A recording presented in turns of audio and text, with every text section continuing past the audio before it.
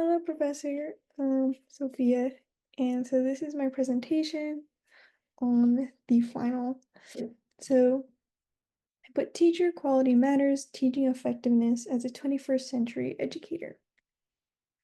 So for my thesis statement, I put the effectiveness of a 21st century teacher is accomplished by perseverance towards student success, which is facilitated by making efforts to establish a purposeful, well thought out, structured curriculum, as well as means to effective classroom management practices.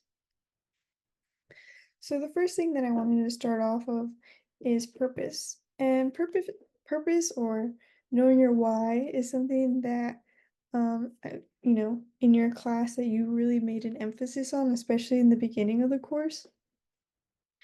So where we learned that was in day two. And it was in the Knowing Your Why assignment. So in the assignment, we were given about a few different videos, and then we answered some questions relating to those videos. And a lot of the content in them was about being an educator, what that means, as well as how you should try or what is the best method to get your message to your students and how for them to follow and reciprocate. And so I thought this went well with the humanistic learning theory as it's a very student-centered learner-centered approach. Um, and by establishing your why, and my why, a big part of my why is student success. I want them to do really well. And then humanistic learning theory, it's about meeting students' needs. What can I do to make them learn, to help them learn, doing my best for my students. And by applying this, or how I would apply this in my classroom, um, I would need to be resilient and very, um, you know, focused and intent, have a lot of intent behind what I do in my class, knowing my why. Um, I use that to basically just guide me as a teacher, you know, what am I here to do? How can I meet my students' needs? And as Taylor Malley says in one of the videos, he says, education is a miracle and I'm just a worker. So I'm here for my students. That's what I would do. That's how I apply it. So for classroom organization, I thought this was also really important because it's actually not something I thought of before taking this class. Um, And we learned this through the day two floor plan and write up assignment where you had us make a floor plan, draw it out, sketch it out, and then also connect it to a learning theory. And then try to like kind of talk about, why you did things and how they connect. Um, so I chose the behavioral learning theory because I thought it worked well too, just for the assignment as well. Um, Basically, in the behavioral learning theory that with class organization, you can really utilize that to make the best kind of um, effective classroom. What do you want them to learn? How do you want them to learn as well? In my classroom, I would like for students to be able to model my behavior so that they're able to utilize that for themselves and their classmates. Um, so yeah. And then how to apply it to my classroom to reach max effectiveness through classroom organization. Um, and probably, make sure that everything is in a place where procedures can really go smoothly, as well as transitions between different assignments or different tasks that students have to do in class go really smoothly. I want things to be clear, you know, this part of the classroom is open at this time, it's not open at that time.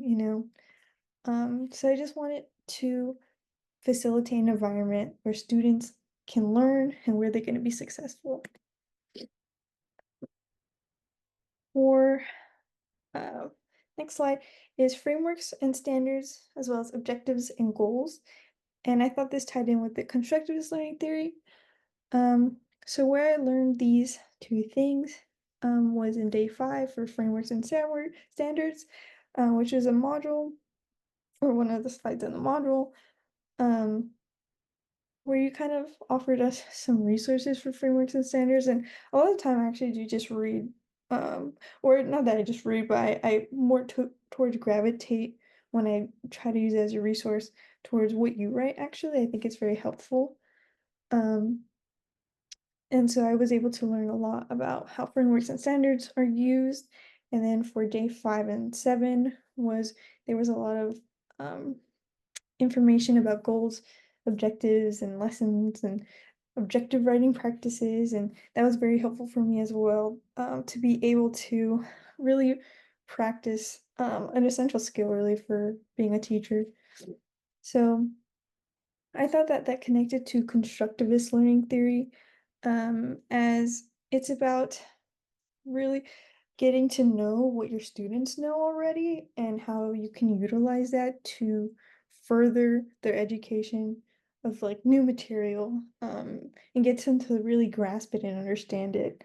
And so how I'd apply this is that, really getting to learn um, what really getting to understand what I want my students to learn, as well as what my students already know and how they can use that, um, for new information, and create like a curriculum or, um, at least lessons based on something that will benefit them, and meet their learning needs.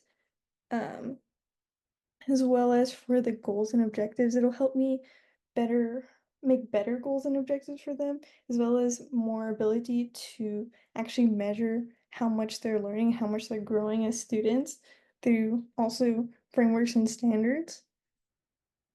So, and then my last one, it is classroom management and social emotional learning, which I connected to social cultural learning theory.